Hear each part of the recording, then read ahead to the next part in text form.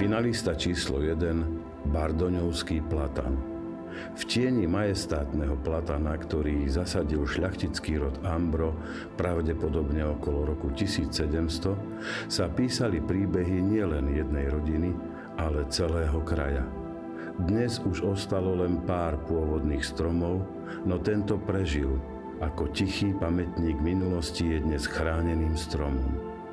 Pod jeho košatou korunou rád sedával Antal Ambro de Adamoc, kráľovský miestodržiteľ. Park okolo stromu sa postupne stal obľúbeným miestom stretnutí vplyvných osobností nitrianskej a tekovskej župy. V roku 1943 sem dokonca zavítal arcivojvoda Jozef von Habsburg a o niekoľko desaťročí neskôr, v roku 2019, sa k nemu symbolicky vrátila aj jedna z potomkov rodu Ambro. Od roku 1927 slúži bývalá kúria v parku ako základná a materská škola.